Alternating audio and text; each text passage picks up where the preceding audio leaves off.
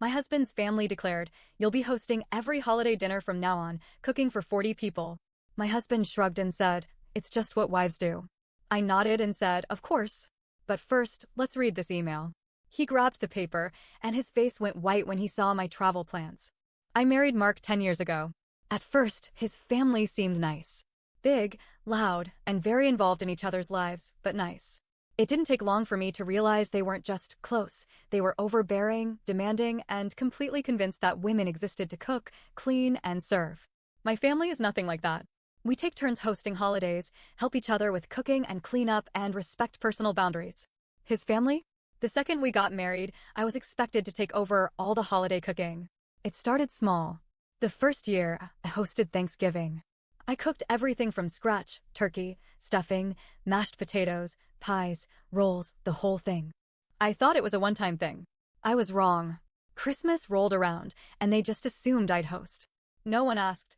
No one offered to bring anything. His mom just said, "Let us know what time to come over." That's how it started. That's how it kept going. Every Easter, every Thanksgiving, every Christmas, every birthday. 40-plus people, all stuffing their faces while I sweated over the stove. Meanwhile, the men sat around drinking, and the women gossiped in the living room. Mark never helped. If I asked, he'd say, "It's just what wives do." Last Christmas was the last straw. I had spent 2 days cooking. I was exhausted. My feet hurt, my back hurt, and I hadn't even had time to eat all day. I finally sat down with a plate of food when Mark strolled into the kitchen. He smiled like he was about to tell me great news. Mom and the aunts were talking. They decided you're gonna host every holiday from now on. Since, you're the best cook. I just stared at him. "Excuse me?" He shrugged. "It's not a big deal, babe. It's just what wives do." That was it. That was the moment I snapped. I didn't yell. I didn't argue. I just nodded and said, "Of course." And then, I made a plan. That night, after I cleaned up the kitchen alone while everyone else laughed and drank in the living room, I went online and booked a trip. A 6-month trip. I had been saving money for years. Not for anything specific, just a just-in-case fund. Well, just in case had arrived. I booked flights. I booked hotels. I planned an itinerary that would take me through Europe, South America, and anywhere else I wanted to go. Then, I sent out an email to his family. "Merry Christmas, everyone. Exciting news. I have been offered an incredible opportunity for a 6-month international culinary program starting this spring. I'll be traveling across Europe to study regional cooking techniques. Unfortunately, that means I won't be able to host any holidays this year. But I'm sure one of you will step up. Much love, me." Was it a real program? No. Did I care? Also no. The next morning, Mark was scrolling through his phone when he suddenly sat up straight. "What the hell is this?" I sipped my coffee. "What's what?" "This email. You're going away for 6 months. "Oh, yeah." I smiled. "Didn't I tell you? I got into a culinary program. It's a once-in-a-lifetime opportunity." His face went pale. But what about the holidays? What about them? Who's going to cook?" I shrugged. "I don't know. I'm sure someone will figure it out. It's just what families do, right?" He panicked. Within 10 minutes, his mom was calling me, screeching into the phone about how I was abandoning them. His sisters flooded me with texts. "You're ruining the family. Just cancel your trip. You're being selfish. What kind of wife just leaves her husband like this?" And my favorite from his mom, "You need to start acting like a real wife." To which I replied, "Funny, I thought a real wife was supposed to be loved and appreciated, not treated like a free catering service." She didn't like that. Mark spent the next week trying everything. First, he tried sweet-talking me. "Babe, you know I love your cooking. I just don't want to celebrate the holidays without you." Then, he tried guilt. "You're really going to leave me alone for 6 months? What am I supposed to do?" Then, anger. "You're acting like a selfish brat. You're my wife, and you're just abandoning me." Nothing worked. I packed my bags. The night before my flight, he tried one last thing. "If you don't cancel this trip and come home, we're done." I looked him in the eye and said, "Okay." I left the next morning. I turned off my phone. I didn't check my emails. For the first time in a decade, I spent my holidays the way I wanted to. Drinking wine in Italy. Eating fresh pastries in France. Walking on the beaches of Greece. And back home, they were losing their minds. I'll finish this later. For now, I'm going to order another glass of wine and enjoy my freedom. I spent my first few weeks abroad in pure bliss. I drank cappuccinos in Rome, wandered through the lavender fields of Provence, and ate my weight in fresh pastries in Vienna. I kept my phone off, ignored my emails, and for the first time in years, I felt like I could breathe. Then, one night, sitting in a small cafe in Barcelona, I turned my phone back on. The first thing that hit me was the flood of notifications. 37 missed calls from Mark. Hundreds of texts from his family. A single, passive-aggressive email from his mom. Hope you had fun ruining Christmas. Curious, I started scrolling through the messages. And that's when I started laughing. It turns out, without me there, the holidays were a complete disaster. Thanksgiving? They tried ordering everything pre-cooked from the grocery store, but someone forgot to pick up the food on time. The store sold it to someone else. They ended up eating microwaved hot dogs for Thanksgiving dinner. Christmas? Mark's sister tried to cook, but she set the oven on fire. The entire kitchen had to be repainted. New Year's? His family assumed Mark would host since I was gone. Mark assumed one of his sisters would do it. No one cooked. They sat around eating potato chips and drinking warm beer. Easter? Take out Chinese food. But the real drama? The family started turning on each other.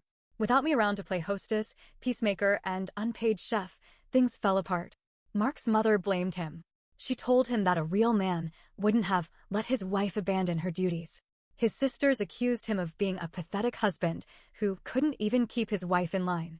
His aunts and uncles were mad because they were used to free gourmet meals every holiday. Now they were stuck eating burnt casseroles and box stuffing. Then, Mark made a huge mistake. He tried to replace me. Somewhere between Christmas and Easter, Mark started dating someone new. Her name was Lisa, and from what I could gather from the very gossipy texts I received from mutual friends, she was a younger version of me. She was a great cook. She was sweet. And, most importantly, she had no idea what she was walking into. Lisa thought she was dating a nice guy from a big, loving family. She had no clue they were just grooming her to be the next unpaid servant. But Lisa? She wasn't as naive as they thought. Easter rolled around, and Lisa tried to be the perfect girlfriend.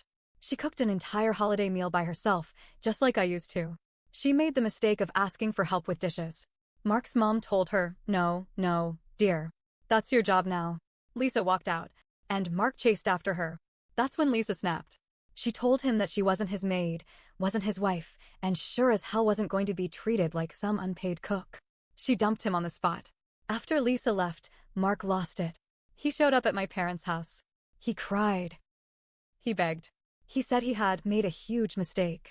He said he had taken me for granted. He even promised to help with cooking and cleaning if I came home. But I wasn't home. I was in Greece, drinking wine on a balcony, watching his life fall apart from a distance. He kept sending me texts. "I miss you. Please come back. We can fix this. You were right. I should have helped more. I don't care about the cooking, I just want you back." I ignored them. Then, his tone changed. "You need to come home. Now. I will not let you humiliate me like this. If you don't come home soon, you'll regret it." That's when I knew Mark wasn't sorry. He was just angry that he lost control.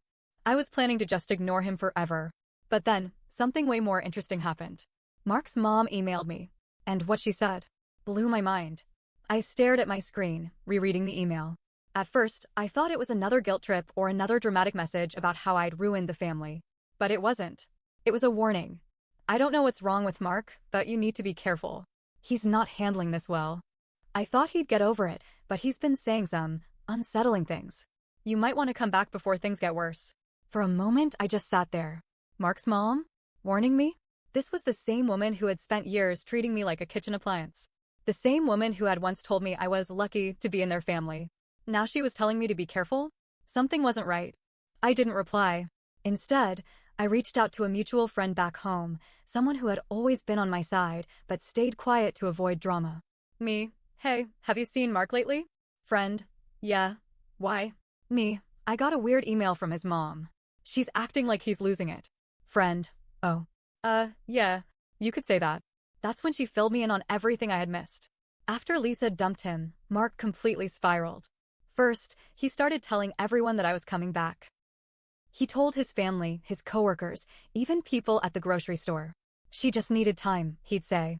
"She'll be home soon." Then, he started making preparations. He cleaned the whole house, which he never did when I lived there. He bought my favorite foods and put them in the fridge. He even bought a plane ticket in my name. Except, I never booked a flight home. Then, it got worse. When people started questioning him, Mark changed his story. "She's not coming back," he started saying. "She's already here." That's when the real creepy stuff started. He began posting online like I was still home. A picture of a homemade dinner with the caption, "She's such a great cook." A blurry photo of an empty chair at a restaurant, tagged with my account, "Date night with my love." Even a picture of my old slippers next to his, with the caption, "Finally complete again." People started noticing. Friends reached out to me, confused. They'd comment on his posts, saying, "Wait, I thought she was still traveling." Mark deleted every comment that questioned him. Then, he blocked people. Then, he went after my family. I was already on edge when my brother called me. "You need to come home," he said. "No, I really don't." "You don't get it," he snapped. Mark came to mom and dad's house. I went cold. "He what?" "He showed up last night. Said he was there to pick you up." I gripped the phone tighter. "What did they say?" "They told him you weren't there." He didn't believe them. "He kept saying you were playing a game and that he knew you were hiding inside." "He didn't," I swallowed. "He didn't try to break in, did he?" My brother hesitated. "Not exactly," he admitted. "But he wouldn't leave. He just stood outside. For 3 hours." I didn't say anything. Eventually, mom called the police. He left before they got there. But he told her, "She'll come home soon." "She has to." That's when I made a decision. Mark wanted me home? Fine. I'd come home. But not the way he expected. I landed back home in the middle of the night. It had been 6 months since I left. 6 months since I had cooked a meal for that ungrateful family. 6 months since I had carried the weight of being the perfect wife. And now, I was back, but not for Mark. I was back to end this. My brother picked me up from the airport. He was tense, gripping the wheel a little too tightly. "You sure about this?" he asked. "I need to see it for myself," I said. He didn't argue. We pulled up to the house I used to call home. The first thing I noticed? The lights were on. Every single one. The second thing? The front door was unlocked. I exchanged a look with my brother before pushing the door open. The moment I stepped inside, I realized something was very, very wrong. The house looked like I had never left. My coat was hanging by the door. Except I took my coat with me. My favorite mug was sitting on the counter, still filled with coffee. Except I hadn't been here in half a year. The table was set for 2. My plate had food on it. Like I had just stepped away for a moment. Like I had never left at all. That's when I heard footsteps. Mark stood at the top of the stairs, wearing the same sweatshirt he had on the night before I left. His face went pale when he saw me. "You're home," he whispered, eyes wide. I swallowed hard. "Mark, I knew you'd come back," he said, stepping down slowly. "You always do." I took a step back. My brother shifted beside me. "Mark," I said carefully, "what is all this?" He smiled, and it sent a chill down my spine. "I knew you were playing a game," he said. "I figured it out. You wanted me to appreciate you more. That's why you left. That's why you made up that ridiculous cooking program." He laughed. "Smart. Very smart. But it's over now. You're home." My stomach turned. He wasn't joking. He really believed I had just been testing him. I had left for 6 months, and he had convinced himself that it was all part of a lesson. The uneaten food. The fake posts. The waiting. This wasn't a grieving husband. This was delusion. I squared my shoulders. "Mark," I said, "I didn't leave to test you. I left because I was done." His face twitched. "No, I left," I repeated, voice steady, "because I was done cooking for your family. Done cleaning up after you. Done being treated like a damn maid." He flinched like I had hit him. "You're lying," he whispered. "No, Mark," I said, "I left because I don't love you anymore." Silence. For a second, I thought he might finally break down, finally admit the truth. Instead, his face twisted in rage. "You think you can just walk away from our marriage? From this family?" His voice was rising now. "You think you're better than us just because you ran off to drink wine with a bunch of strangers?" "I didn't run off," I shot back. "I walked away from people who treated me like garbage." His hands curled into fists. "You're my wife," he spat. "You swore in front of God." "I filed for divorce," I interrupted. "4 months ago. Check your mail." His breath hitched. And that was it. That was the final straw. Mark lost it. He lunged toward me, screaming. Before he could get close, my brother stepped in. He shoved Mark back, hard. Mark stumbled, hitting the table. The plate, my untouched, imaginary dinner, shattered on the floor. The crash snapped something in him. He slumped against the table, breathing hard. "You did this," he whispered. His voice cracked. "You ruined everything." I stared at him. The pathetic, broken man in front of me. "No," I said quietly. "You did." I turned and walked away. This time, I wasn't just leaving. I was free. I stayed at my parents' house while the divorce finalized. Mark never signed the papers. He tried dragging it out, but it didn't matter. The court granted it anyway. His family? They turned on him. When they realized I was really gone, they blamed him. You should have done more to keep her. She was the only one who knew how to run things. This is your fault. He was outcast from the very family he let walk all over me. A year later, I was sitting in a cafe in Italy, sipping espresso, watching the sun rise over the water. And for the first time in my life, I felt something I had never felt before. Peace. The weight of all those holidays, all those forced smiles, all those nights scrubbing dishes alone gone. I wasn't a wife anymore.